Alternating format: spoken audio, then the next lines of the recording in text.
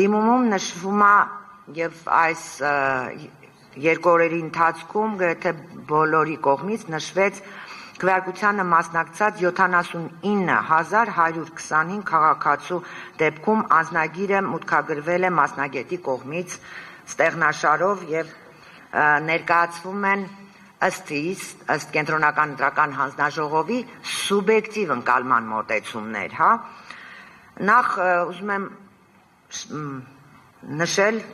նկատել, որ ընտրական օրենսգրքի 66 հոդվածի երկրորդ մասը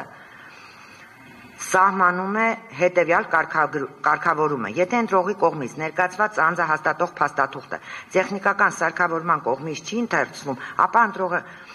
ընտրողը ներկայացրել է անձնագրին կամ նույնականացման քարտին փոխարինող ժամանակավոր փաստաթուղթ, ապա մասնագետը ստեղնաշարով ներմուծում է ներկայացված փաստաթղթում ամրագրված անձնագրի նույնականացման քարտի համարը տեխնիկական սարքավորման մեջ։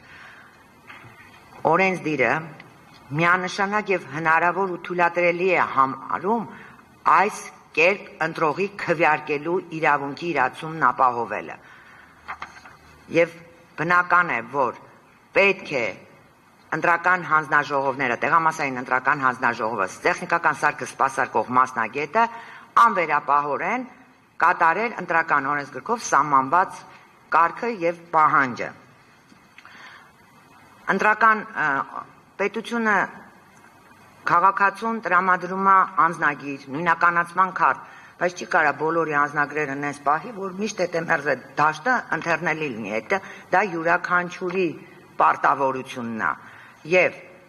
միայն ընտրողի կողմից չի, կարող է, որ սարքի այդ էմերձ հատվածը, որը ընթերցում է,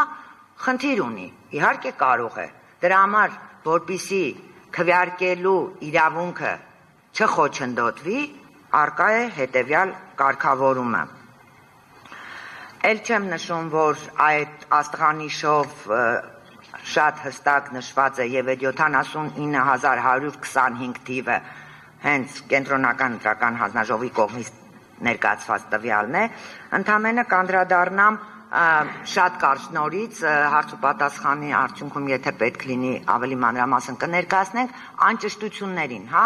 72 հոդվածի կարգավորումներին։ Ուրեմն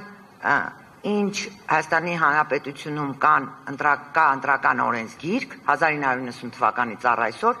այդ ինստիտուտը անճշտությունների միշտ կա։ Անգամ կար այն ժամանակ, երբ որ առանձին օրենքներով էին ընտրական գործընթացները կարգավորում։ Ինչ է այդ անճշտությունը։ Օրենսդիրը շատ հստակ նախատեսել է ու կանխատեսել է, որ կարա լինի դեպք, որ ընտրողը գա տեղամաս,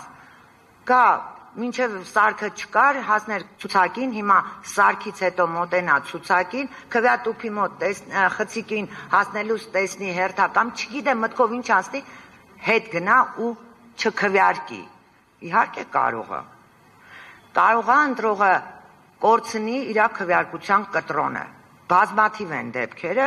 որ մենք ունենք դեպք, երբ որ հնարավորության դեպքում մի րոպե փորձել են այդ խցիկում, որտեղ ընտրողը իր քվեարկությունը կատարել է, փորձել են այնտեղ հասկանալ, միգուցե կտրոնը այնտեղ է թողել, որտեղ հետո նորից երկրորդ կտրոն տրամադրելը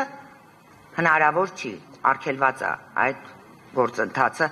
իրականացնելը, բայց երբ կարող է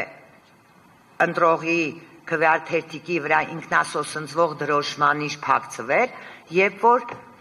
քվեատուփի համար պատասխանատու անդամը ստանում է կտրոն։ Մենք ունեցել ենք դեպքեր բարձր դատարան, երբ որ տեղամասերից մեզ ասել են, որ առանց քվեաթերթիկի ընտրողը քվեարկության խցիկից դուրս է եկել դատարկ ծրարով ու ասել է, որ ես պետքա սա գցեմ քվեատուփի մեջ, սա է իմ կամքը։ Կարող է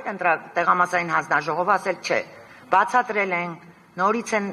կարգը քվեարկության ընթացակարգը այդ քայլերը բացատրել, ընտրողը ասել է ոչ, ես այս կերպ եմ իմ կամ արտահայտությունը հայտնում